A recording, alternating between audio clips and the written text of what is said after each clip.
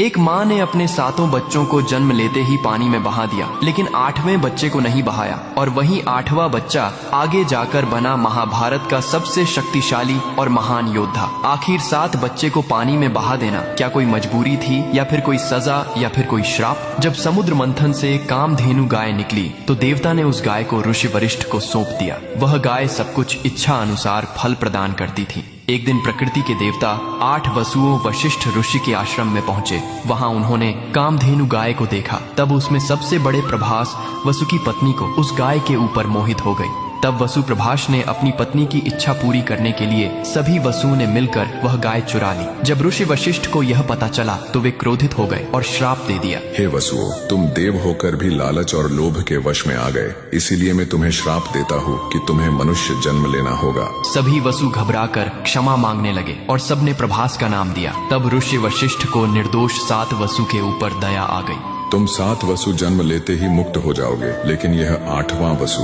प्रभास को लंबा मानव जीवन भोगना पड़ेगा। जब हस्तिनापुर के महाराज शांतनु एक बार गंगा की मनमोहक सुंदरता पर मोहित हो गए, तब उन्होंने विवाह का प्रस्ताव रखा। गंगा ने प्रस्ताव स्वीकार किया, लेकिन एक शर्त रखी कि मुझे कोई भी कार्य करने से रोकना नहीं। यदि तुमने ऐसा किया तो मैं आपको सदा के लिए छोड़कर चली जाऊंगी। शांतनु ने वचन दिया और दोनों का विवाह हुआ। जब गंगा ने पहले पुत्र को जन्म दिया तब उसे नदी में बहा दिया। शांतनु अंदर से टूट गए, लेकिन वचन के बंधन में मौन रहे। एक एक करके 7 पुत्र जन्मे और गंगा ने सभी को नदी में प्रवाहित कर दिया। लोग शांतनु को कहते थे, यह कैसी निर्दयी माँ है, लेकिन असल में गंगा उन 7 वसुओं को श्राप से मुक्त कर रही थी। जब 8वां पुत्र प्रभास वसु जन्मा तब गंगा फिर उसे नदी की ओर ले चली, लेकिन इस बार शांतनु सह न सके। उन्होंने बहा देने से पहले रोक लिया। अब बस 7 बच्चों को खो चुका हूँ, इसे मैं नहीं मरने दूंगा। ये पुत्र मेरा वारिस बनेगा। तब गंगा बोली, हे राजन, आपने मेरी शर्त तोड़ दी। अब मैं आपको छोड़कर सदा के लिए जा रही हूँ। गंगा अपने पुत्र देवव्रत को लेकर स्वर्गलोक चली गई। वहां उन्होंने उसे वेद,